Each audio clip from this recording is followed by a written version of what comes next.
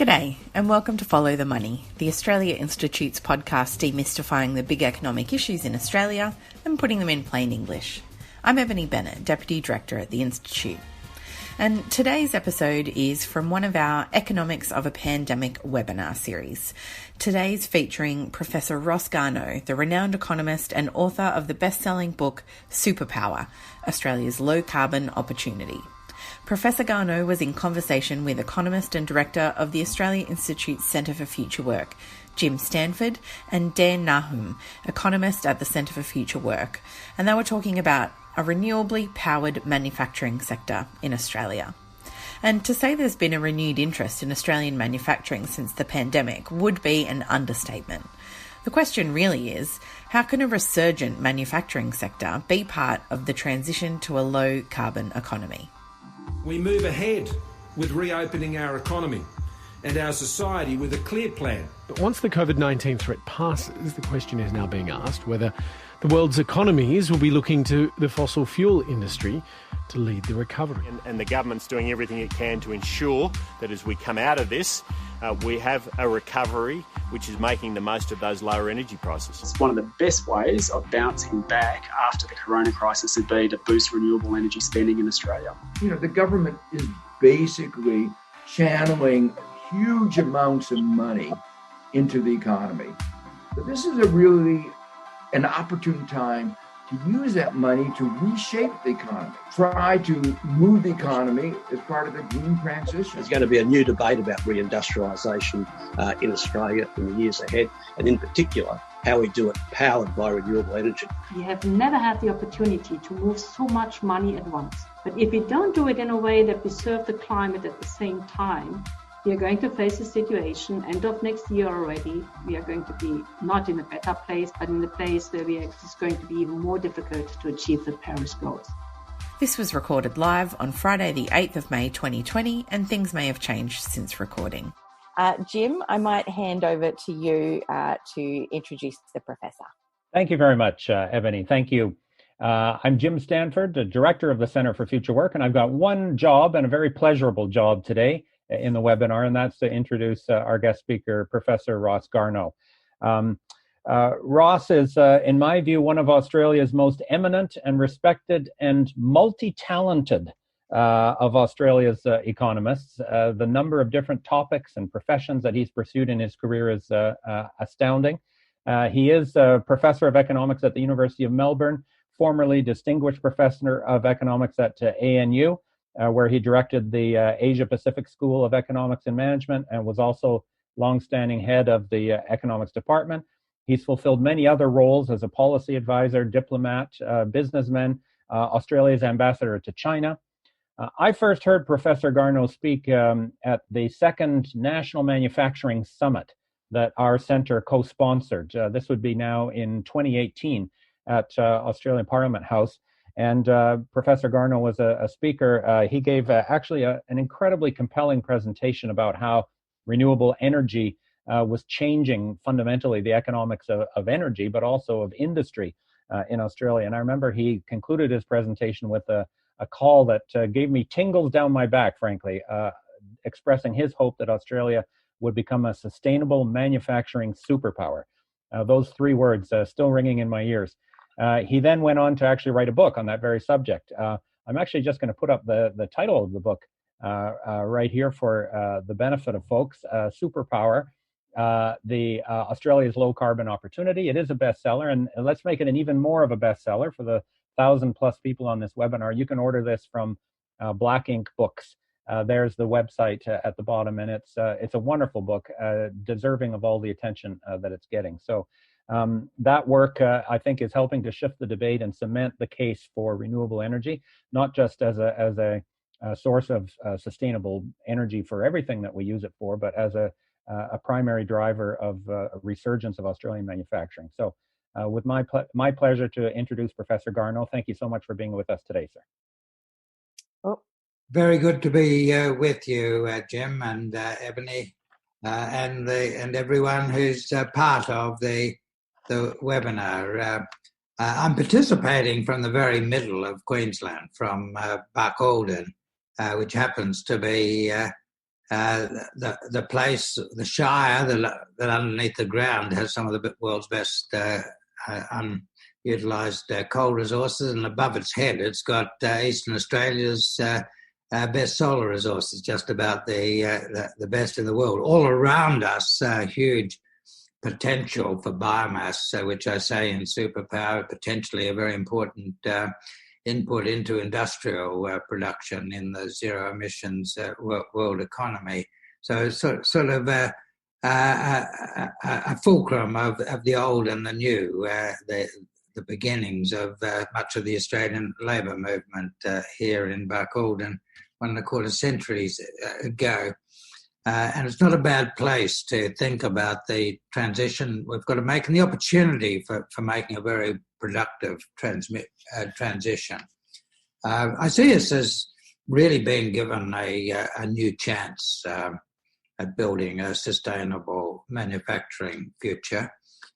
We've muffed things a bit from time to time in the past. I've been writing on these things, working on these things for a very long time, and we sometimes forget that 130 years ago, when Australia was the richest country in the world in per capita income, Australian wages by far the highest in the world, we had a flourishing and diversified export of manufacturers, a lot of agricultural machinery going to Latin America and the United States. We're an exporter of steel. We turned inwards and turned away from that opportunity, and we started to move again in a new direction for a couple of decades. The period of reform, when Hawke was Prime Minister, later Keating, the first few years of Howard, from 1983 to 2003, when we really focused on making ourselves a globally competitive economy. A lot of cooperation between Australian governments, state and federal, the labour movement and Australian business, strong focus on global competitiveness. And for a couple of decades, we had compound growth of volume of manufactured exports in excess of 10%. And it was starting to become an important element of our economy, as big as resources at the beginning of this century, and as big as agriculture. But we lost that momentum through the resources boom, the China resources boom from 2003 to 2013. I tell that story in my book Dog Days, which came out in 2013, which anticipated a period of stagnation of incomes going forward, because we hadn't managed that boom very well. Of course, we got lots of benefit from that, but we could have had a lot more if we'd kept an eye on the requirements of global competitiveness. We let the real exchange rate rise too high, basically, by spending the resources income as it came in. That played a major role in crippling the growth in manufactured and service exports, which had had for 2 decades very strong momentum. I remember a conversation I had in 2013 with the chief executive of Toyota. At the time, the Australian dollar was worth $1.05 US. And he was saying that the government in Canberra, Hockey was Treasurer and Abbott Prime Minister, is forcing us to take a decision now on whether we'll stay in business and in Australia. And if we had an exchange rate of 80 cents, then this would be one of our good plants globally. But at $1.05, when they're forcing us to make this decision, there's only one decision, that's to get out. And once they got out, they weren't going to easily come back. So I think we mismanaged macro policy at that time, lost sight of the importance of long-term global competitiveness. That's a big story in itself. I won't go into that now. But the good news is that we're going to be given another chance. And to utilise this chance, we've got to keep a strong eye on our global advantages. We've got advantages of a highly skilled, well-trained, well-educated population, and all of the really high-class, highly productive manufacturing countries have got that. Germany, the world's biggest exporter of sophisticated machine goods, and so it's a high-wage country, high social security country, but competitive because of its skills and the education of its labour force. So the things that work will be capital intensive. The things that work will have their eye on global markets, not just domestic markets, because we're a small market, and in today's world, you don't build a competitive manufacturing industry on a market for 25 million people. We've got to find niches in the world, and we can do so.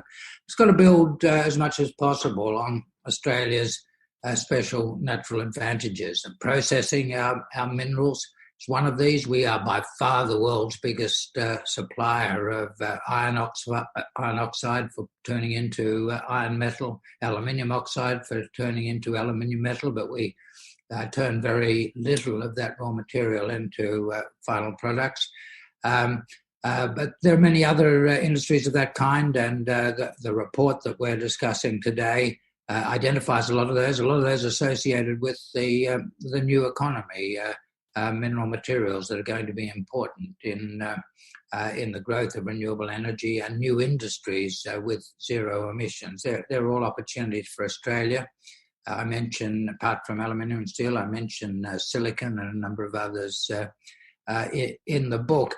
But the big advantage that's going to become more and more important in the next several decades is that of all the developed countries, we have by far the richest combination of solar and wind resources. And as the world goes towards zero emissions, that's what we have to do to avoid climate instability, which will be very dangerous to our standard of living, to good order in the international community. The international community, except for the President of the United States, has decided that we've got to do something about this. And in Paris, we all have committed ourselves implicitly to zero emissions in our economic activity by the middle of the century. We need zero emissions because until you have zero emissions, then pressures for higher temperature just keep increasing. Lower emissions won't stop increases in temperature. We have to have zero emissions. The Paris goal is by middle of the century or earlier. And we are better equipped to produce low-cost energy in that emerging zero-emissions economy. And that gives us the potential to be the low-energy cost country of the world. Combine that with our other advantages, and that gives us a new opportunity, another chance in globally competitive manufacturing. I'll leave it there for the moment, Jim. Thank you very much, Professor. We might go now to you, Dan. Dan Nahum is a senior economist at the Centre for Future Work, and he's released a paper today around manufacturing and the opportunities around renewables. Dan, over to you. Thanks, Ebony. Yes, that's correct. I've just released a paper called Powering Onwards, Australia's Opportunity to Reinvigorate Manufacturing Through Renewable Energy, and I'll share some slides with you all. And thank you also very much, Professor Garnaut, for being a part of this event today. It's a huge honour. It's humbling that you're part of it. So there we go. Okay, so that's just our contact details. COVID-19 has been a really important wake-up call, I think, for Australia in terms of why we need a resilient manufacturing industry. And coming out of this crisis, there won't be a back to normal. Things won't go back to the same way they were. And the government, indeed, have stopped talking about a snapback. They're not using that language anymore. The economy that recovers from COVID-19 won't look the same as the one that went into the pandemic. And so we need to view the period after the pandemic much like a post-war rebuilding exercise. a little bit like the Marshall Plan, this terminology that Dr. Jim, my boss, has used elsewhere. So the government certainly knows that something is required. They're not sure what, but they're talking about things like a gas-led recovery.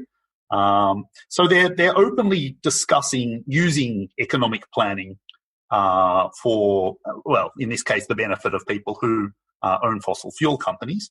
But they don't have the details sorted out. They're not quite sure what to do. So it turns out to be a timely piece, my paper, and obviously that wasn't the plan when I first began my work on it. The question for us in the broader polity is looking at the real resources that Australia has available to it, which include that superabundance of renewable resources that Ross referred to. So that's sun, wind, land mass, and even geothermal resources, and a lot of underutilised labour because we're really in the process of trying to avoid Depression Mark II. How do we want to provision our society going forward? Because that's really what economies are for. They're about societal provisioning. And manufacturing is part of that story as it adds a lot of value to our endowment of resources, not just our endowment of raw materials, minerals or what have you, but also labour. It's a source of good jobs, and therefore it's a source of societal strength as well. So let's just have a quick think about why the government's scepticism might be justified. Why might renewables not work? You've heard these arguments before. Renewables are expensive, or they're not available in sufficient quantities, they're less reliable, or they're not suitable for certain industrial purposes. But none of those hold water, as it turns out. Renewables are appropriate for most manufacturing uses, with the remaining holes being plugged as we speak. For example, one of those holes that comes to mind is using hydrogen in steel making rather than metallurgical coal. There are quite a number of vignettes in my report identifying different applications for renewables in manufacturing, and also showing how we can and should manufacture more domestically to capture more value from our renewable endowment. So, for example, a domestic lithium-ion battery industry.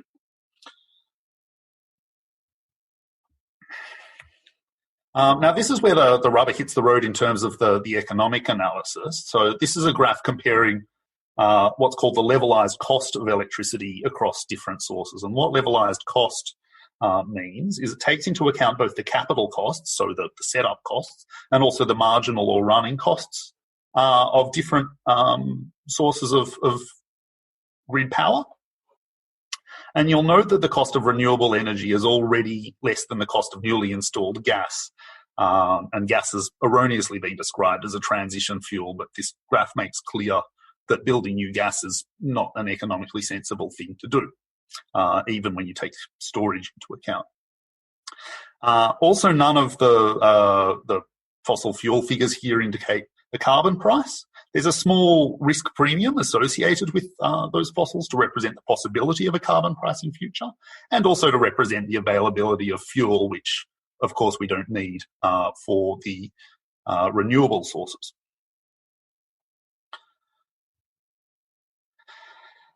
So I did a fairly simple model looking at what would happen if we replaced all our current fossil fuel generation with new fossil fuel generation versus what would happen if we replaced it with renewables rather than more fossils. And that's not such a crazy assumption, because a lot of our existing fossil generators are actually reaching the end of their working lives in the short to medium term anyway. You can see from the reports that the Australian Energy Market Operator puts out when those plants will be closing.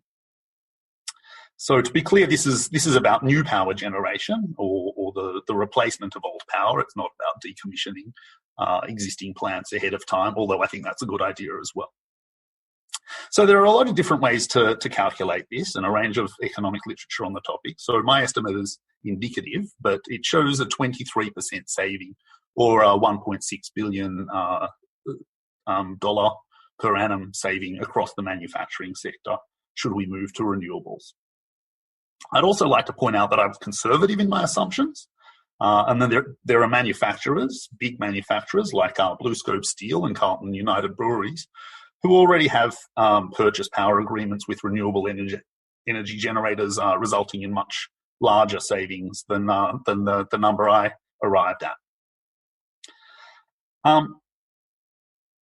And also, I think this thing about sort of what undertaking new capital spending, what should we do when we undertake new capital spending, is a really timely question, because the government is spending a lot of money on the future shape of the economy as we speak. So it's a great opportunity right now to do this capital investment. Now, this is just a quick one showing that there's an unavoidable arithmetic overlap in positive responses out there in the community about how people feel about the importance of manufacturing and the extent to which they favour renewables. And these results were all from before COVID-19 and also from before the bushfires. So we can probably reasonably expect that they've been buttressed by those events. This is probably my favourite graph. I know it looks very detailed. It manages to be simultaneously glum and alarming, and I'll talk you through it a little bit. I'm not cherry-picking data, which is why it's so detailed. This is all of the OECD countries, and this is what I call the bad place graph. You'll see that we're down here in the bottom right-hand corner with Luxembourg.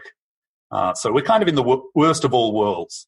So what this graph is saying is that we're a big emitter. That's the X or horizontal axis. And the Y-axis, the vertical axis, is saying that we're not doing much manufacturing. So we emit a huge amount and we really don't get much manufacturing relative to those emissions.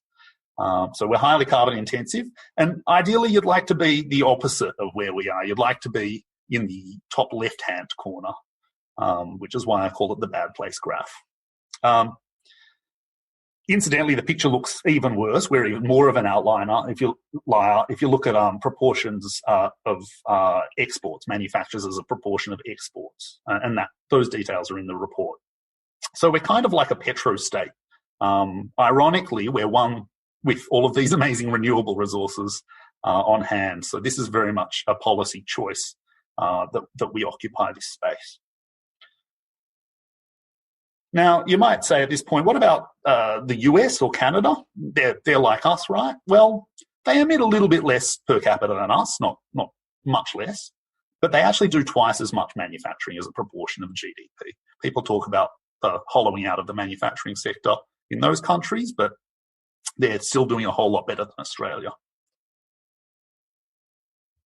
So I'll wind up here with the recommendations from our report. Obviously, there's a lot more detail in these on the report itself, but clarity and stability in energy policy, a price on carbon, government partnering with renewable energy and manufacturing firms to develop sustainable manufacturing potential, sector-specific renewable industry strategies, and on this one you might think of green steel or aluminium or adding value to our lithium endowment, and there are more examples in the report, of course. Upgrading transmission to cope with decentralised power generation. Number 6 is really important, because if we're talking about redesigning the way we provision our society, it makes no sense to fall back into patterns of exploitative social relations. So fair employment practice and consultation involvement in traditional owners is an important one there, and environmental standards. An independent statutory authority to design the transition, essentially, for workers that are affected by the movement from fossils into this renewable economy that we're envisioning. Activist institutional investment, so that's actually a recommendation for investors rather than for government. And hydrogen based on renewables, not hydrocarbons. That's a path that we need to set now for our hydrogen industry going forward. And obviously there's more detail on all of those in the report. So thanks very much, and that's my presentation. Thank you very much, Dan. And we will send that presentation around to everyone who's registered, along with the video recording at the end here. But we might start going to questions now. Sorry, I will just say that report should be available at futurework.org.au if you want to find that online.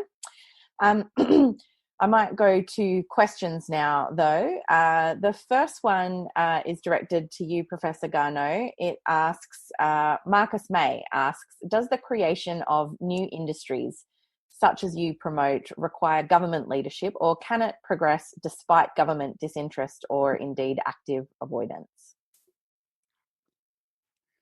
It can't progress with active avoidance. It would progress best with government having a clear view of what was in the future national interest and facilitating that in various ways. It can go quite a long way with government just doing well the things that any government has to do. Just take the example of aluminium smelting, and this is the subject of quite a lot of discussion in the repowering paper.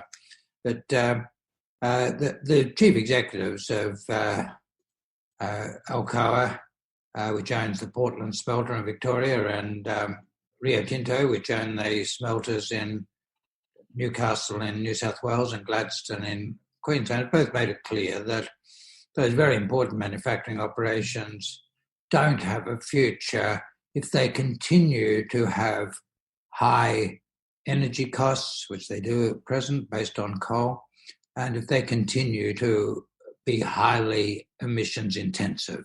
And the Victorian smelter in particular is one of the most emissions intensive aluminium smelters in the world because of the use of lignite for electricity.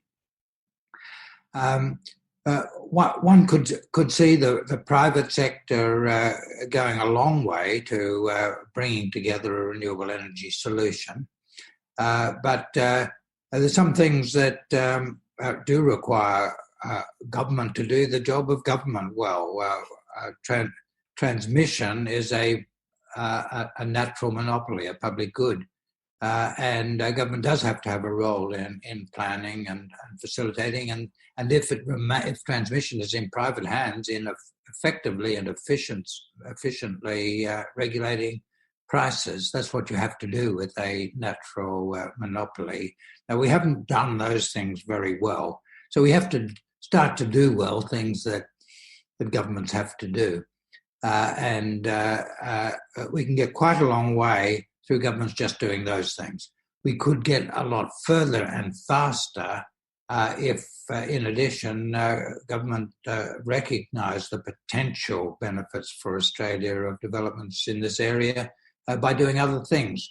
I mentioned in Superpower that the recommendation of the ACCC that the Commonwealth Government could underwrite long-term sales contracts of electricity to reduce uncertainty about long-term markets, and that would substantially reduce the cost of electricity. You would not need to make this available only to renewable energy, but in practice it would only be renewable energy that put up its hand to take advantage of it, because thermal-based investment is in generation is no longer economically feasible. Thank you. Jim, did you have anything that you'd like to add to that about the role of government? No, I think Professor Garnaut summed it up perfectly. There is a lot that companies will try to do of their own accord, as Dan's paper shows. The economic advantages of moving into renewables are amazing, but we absolutely need government to create the right context, provide the infrastructure and the public goods that are needed to make it happen. So I agree fully with Professor Garnaut. I might go after this question to Robin Gray. Robin Gray, if you are on the line, we'll come to you after this next question.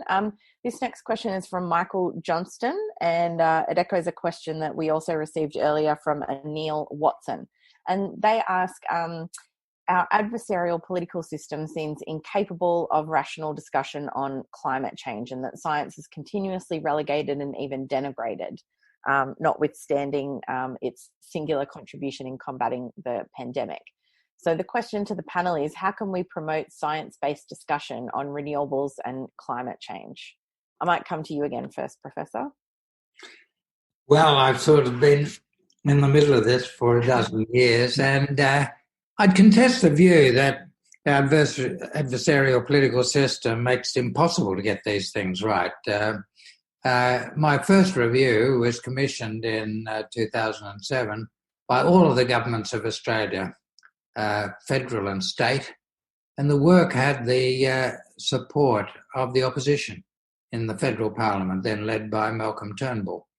Now, all of that blew apart when divisions within the Liberal Party meant that the Liberal Party was not able to sustain the support it had undertaken for a set of policies that would allow economically efficient reduction in emissions. But for a time, we did have it right. So let's not hit up on ourselves excessively. We haven't always got it wrong. We also had in place the world's most effective set of policies for economically efficient reduction in emissions from 2012 to 2014. And for a couple of years, emissions fell at the rate that they have to keep falling at if we're going to have zero emissions by the middle of the century. And it was done in a way that was economically efficient, didn't disrupt industry, in fact, provided some incentives for some new economic activity. Now, again, the politics blew that apart, but I don't think that was inevitable. There was a lot of contest over the politics, and we did get a sad outcome, but I don't think that outcome was inevitable. I don't think we should give up on our political system, and I think that Neil's quite right to draw attention to our greatest success in using science in combating COVID-19.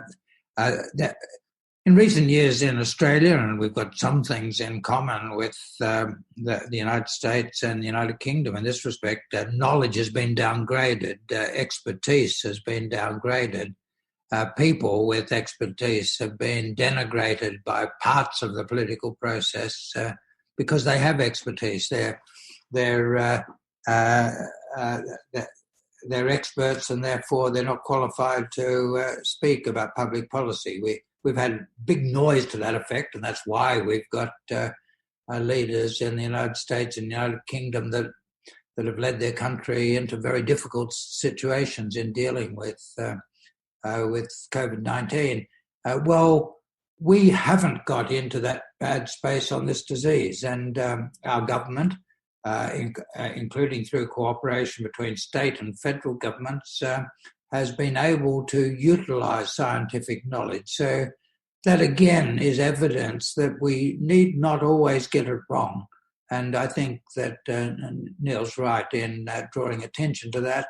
How can we get it right in the use of science on climate? I think in the Australian community there's quite strong support for taking seriously the climate science, as there is for taking seriously the medical science. I think that by discussing these issues widely, by making clear that there is strong community support, we may be able to lock in similar support for evidence-based policy on climate to that which we've seen on medical issues recently. Robin Gray, are you there? Would you like to ask a question of the panel? Hello. Professor Garnaut, I wondered what it is that the ordinary citizen can do to encourage our leaders to be brave in making decisions about our economic future relative to energy production. Well, as citizens in a democracy, we've got a wonderful opportunity just to let our opinions be known, and through all of the mechanisms that we've got for that. And I think one very important thing is that we don't give up. suppose I could be excused for giving up after the failures of the last dozen years, but I haven't. I think it's very important that each of us as citizens let our fellow citizens and our leaders know that we think this issue is very important. It's got to be dealt with, and it can be dealt with in a way that is fair right across the Australian community and is consistent with growing prosperity. In fact, it's a precondition for sustainable prosperity. So let's keep talking about it, encouraging each other, and being very clear in all of our interactions with fellow citizens and leaders that it's crucial that they get this right, and they won't have our support unless they do. Thank you. I think our next question is from Meg Kirkman, and I might address this to you, Jim and Dan. On jobs, are the skills of workers currently employed in fossil fuel-related industries likely to easily transfer to new opportunities in a low-emissions economy? First to you, Jim. Actually, I'll pass to Dan. He's been looking at the skills inputs, and absolutely we'll take this question. Thanks, Jim. Yes and no. So, for example, in the electrical trades, there's certainly transferable skills that right now are employed in fossil fuels or in that industry that we know are transferable to renewables. And we know that because we've seen it done. So, for example, in Norway, electrical engineers went from building offshore oil rigs to offshore wind turbines. Elsewhere, we're actually going to have to do the legwork of making sure that people are supported to retrain, and there have been some examples of this being done extraordinarily well. So the example that comes to mind, for instance, is the closure of coal mining in North Rhine-Westphalia, where there weren't any, so that's in Germany rather, where there weren't any involuntary job losses associated with the closure of that industry.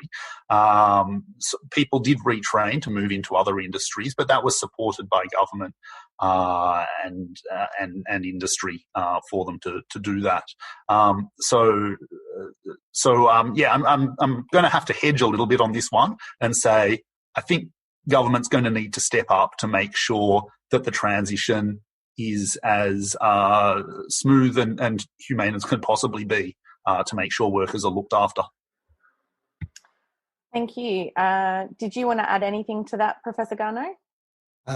No, I think that's right. But one point worth making is that the regions and the industrial locations of a lot of the old coal-based power generation have a lot of the infrastructure and some of the skills that are going to be very important in building the industries of the future. And I point out in Superpower that the nodes of the old transmission systems will have a lot of advantages as locations for industrial production. The ports of Gladstone, Newcastle, Port Kembla, Portland in Victoria, the Upper Spencer Gulf in South Australia, and away from ports, the coal generation centres in Collie in Western Australia, the Latrobe Valley, will all be important, potentially competitive centres for manufacturing use of renewable energy in the zero emissions economy of the future. The transmission lines that in the past took power out to everywhere can bring renewable energy back. Just take Collie in Western Australia, at 150 kilometres south of Perth. The coal generators there used to send power back to Perth, all the way up the coast to Geraldton, way east through the wheat belt, the goldfields of Kalgoorlie, south down to Albany and the Great Southern.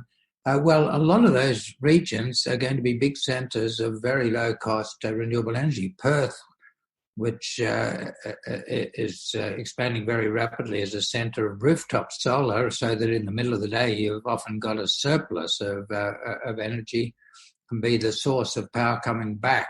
up in Geraldton, world-class wind resources, maybe the best in the world, and very good solar in the eastern wheat belt in Kalgoorlie, very good wind and solar, very good wind down south. So judicious adjustment to what's already there can make the southwest of WA a very competitive manufacturing centre. Thank you for that answer. And Max Hooper, if you are still on the line and still have a question, we're going to come to you after this next question, which is from Fred Sim, who asks or says, it sounds like we really put all our eggs in one basket and lost sight of the global picture during the mining boom. That solar and wind obviously work in our favour, and he too has cited WA, also having advantages in rare earths, which are important for things like battery storage. What are Professor Garnaut's thoughts on bringing the processing of these rare earths, along with its risks, onto Australian soil, and then the manufacturing of battery storage and things like that? I think the processing of a lot of the materials that are going to be important in the zero emissions economy of the future is a natural for Australia, and the report before us from the Australia Institute discusses that at some length. But all of the new industries, solar and wind equipment, batteries, but electric cars are going to require very large quantities of metals, the mineral resources for which are abundant in Australia, and a lot of them use a lot of energy in processing. So processing all of those things in Australia is a natural. We already do some of it. We can do lots more. For batteries themselves, that's going to depend on whether we can get back to efficient use of advanced technologies. Battery production on a very large scale is a new industry. So the fact that we don't have one already is not a disadvantage. Very hard to get back into old technology cars in competition with Detroit and Nagoya, but completely new industries. We don't have that historical disadvantage. We know from what Musk is doing in Nevada that high wages are not a barrier to low-cost battery production. So that's an industry that must have a chance. We need entrepreneurs to be carefully exploring how you would go about introducing those competitively in Australia, and then getting on with it. Dan or Jim, did you want to add anything to that? No, we'll go to our next question then, which is from, hang on, Max. I told you I was going to come to you next. Are you there, Max? Thanks, Ebony, and thanks, Ross, Jim, and Dan for being there. I just wanted, my question was for Ross, but I'm happy for anyone else to answer as well. But there's Cheryl Durant, who was on 7:30 Report about a week or so ago, and she's a retiring head of disaster preparedness in ADF. And there's a report that was prepared about Australia's national resilience to large shocks to the economy, such as a pandemic, which has come to bear fruit with COVID. And they also looked at any disruptions to global shipping that were going to really severely impact the country. There was a byline in that article that 2 to 3 months of no supplies would be enough to destroy the Australian economy. So it's a very existential threat.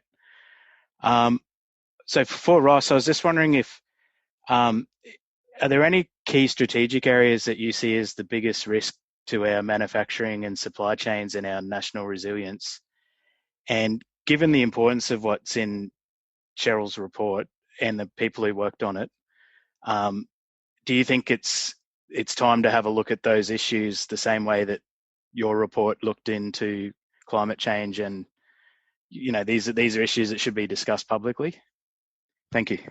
I haven't read Cheryl's report, so I don't want to comment on it till I've read it. But a general point is that as a country of 25 million people, Australia needs international trade. We can't have a high standard of living and be autarkic. That's a reality. We need global peace and good order to do well ourselves, and so I think we have to be a little bit careful of thinking that we've got a future in just cutting ourselves off from the rest of the world. There are some points of vulnerability that we can cover off. For us not to have national stocks of basic protective gear against a pandemic is at least an oversight. I've just read recently that Britain had that, but the current government in Britain decided to get rid of it, and that was at least an oversight. Whether the cost-effective way of preparing you for that sort of emergency is to manufacture things domestically is not so clear. There are a number of ways you can provide yourself with resilience, and I don't think we can ignore the costs of overdoing self-sufficiency. I think the future of Australian manufacturing is built around finding the niches, and fortunately there are some very big ones where we can be globally competitive, and then work to make the international environment a secure one for us. Dan, I wonder if you might want to add anything there around that concept of resilience when it comes to manufacturing in particular.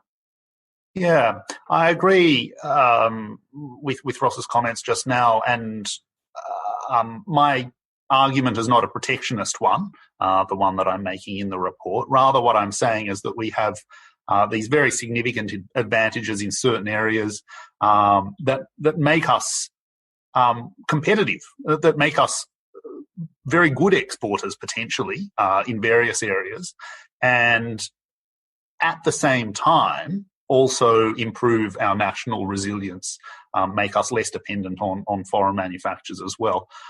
So I'm certainly not saying that trade should be reduced or removed from our list of national activities, if you like. But I definitely think that there is potential for Australia to become more self-sufficient when emergency strikes, as it has recently. Thank you. I think we've probably got time for one last question here, so I might ask all the panellists to comment on it. It's from Otto Chemis, who asks that the official cash rate is at a record low, and that the Professor Garnaut has previously said that falling interest rates improve the competitiveness of renewables, which are more capital intensive than coal and gas. So first to you, Professor, what do you think are the consequences of the pandemic for the uptake of renewable technologies in Australia going forward? Yes, well, first, through the point that Otto's made about the cost of capital, in my view, there have been changes in the savings and investment tendencies around the world that mean there is a surplus of capital globally that's a long-term phenomenon, not a short-term one, and that systematically reduces the costs of capital-intensive processes relative to others and improves the competitiveness of all of the zero emissions technologies, solar and wind, battery storage, pumped hydro storage, the electric car, in comparison with fossil energy-based activities. That's here to stay. The cash rate going down to zero, my own view is that that's belated, that the high levels of underemployment in Australia, the economy not running as strong as it should have, meant that we should have had cash rates where they are now for some time. It would have brought the exchange rate down and given a boost to competitiveness of internationally oriented manufacturing and other industry.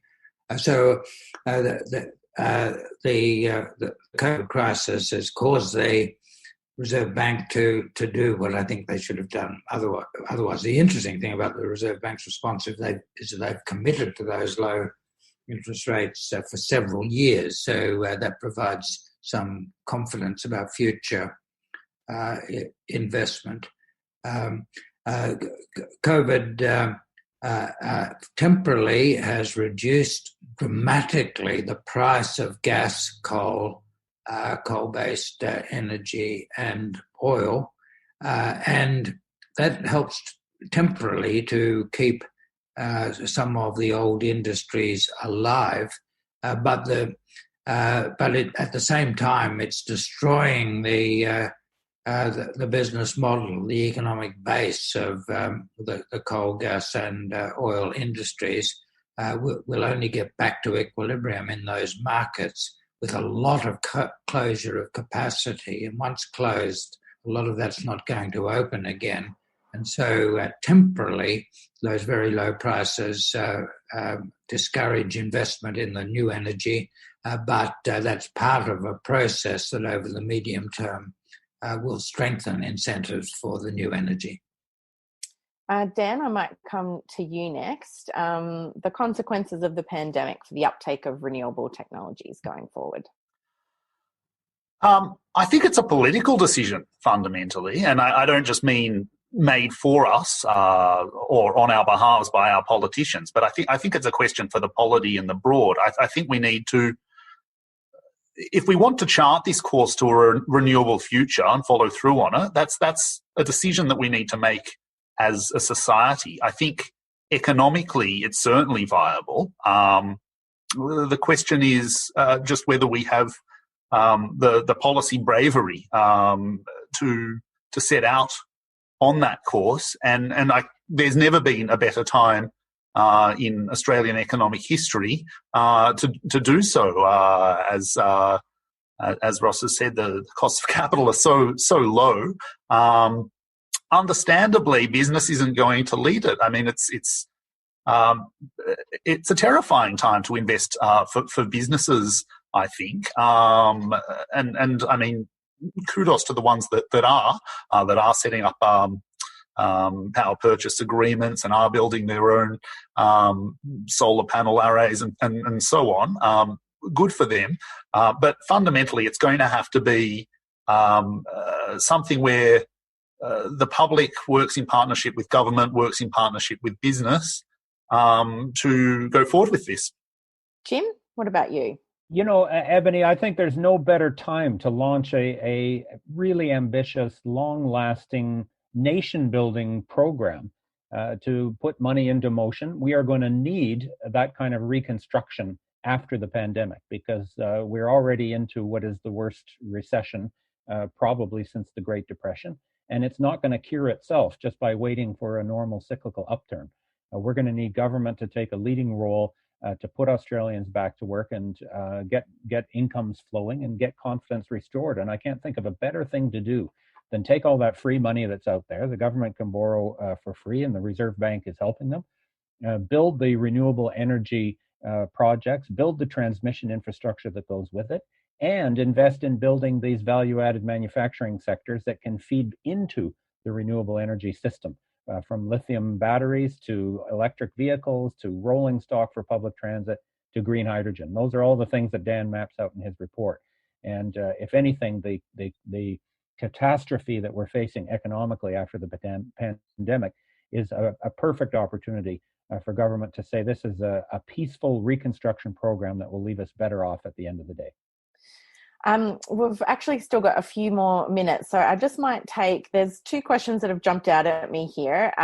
One is Jerry Corvasanos, I hope I'm pronouncing that correctly, Jerry, who asks the panel to address the paradox, please. He comments that the panelists all seem quite positive in terms of the market potential, whereas the chat where everyone's chatting away about this discussion seems quite pessimistic.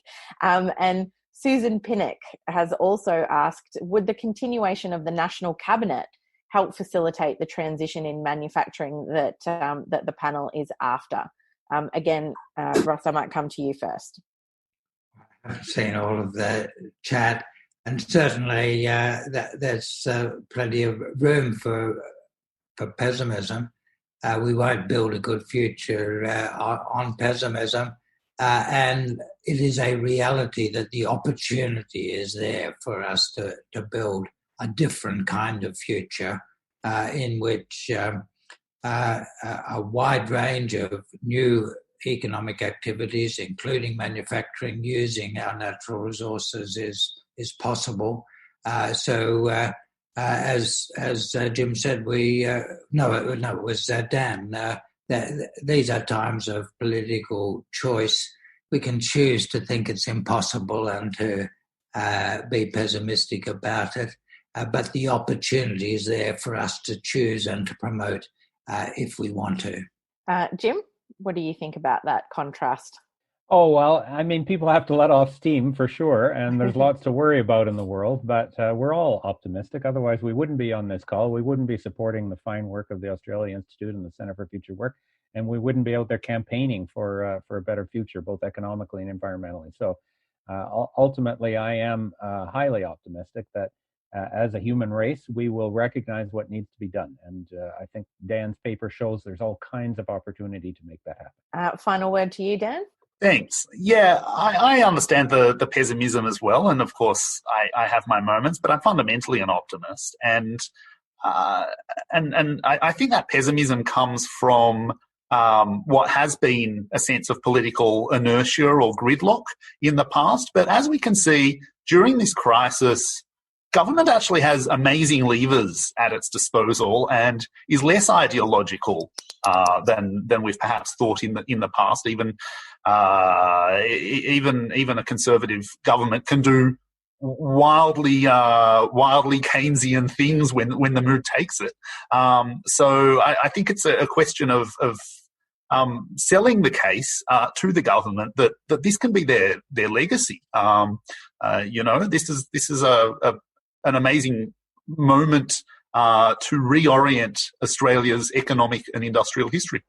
Well, thank you very much. We might wrap it up there. And I think if Ross Garnaut can still be optimistic about the future after the last couple of years of climate change policy in particular, then there's a reason for all of us to be optimistic. But thank you very much to all of our panellists for their time today. Thank you, Professor Ross Garnaut, Jim Stanford and Dan Nahum from the Centre for Future Work. We really appreciate your time. This has been a special episode of Follow the Money, and you can check out the Australia Institute's Economics of a Pandemic webinar series at our website, tai.org.au/webinars. And coming up, we have former Prime Minister of New Zealand, Helen Clark, to talk about international responses to the pandemic. She'll be in conversation with Alan Beam, head of the Australia Institute's International and Security Affairs program, and that's on Wednesday, the 13th of May at 12 noon Australian Eastern Standard Time. For the latest health information, you can check health.gov.au or listen to the ABC's excellent Coronacast podcast, which comes out daily. You can visit tai.org.au or futurework.org.au for all our latest research and content, including Dan's report. We're on Twitter at the Oz Institute with an AUS, and the Centre for Future Work is at Centre Future Work, that's CNTR. My Twitter handle is Ebony_Bennett with a _N_T. Jim Stanford is at Jimbo Stanford, and Dan Nahum is at Dan_Nahum, Nahum. This episode was produced by Jennifer Macey with help from Lucy Luo and Jack Wallner. Our theme music is by Jonathan McFeet from Pulse and Thrum. And please stay at home if you can, keep washing your hands, and thanks for listening.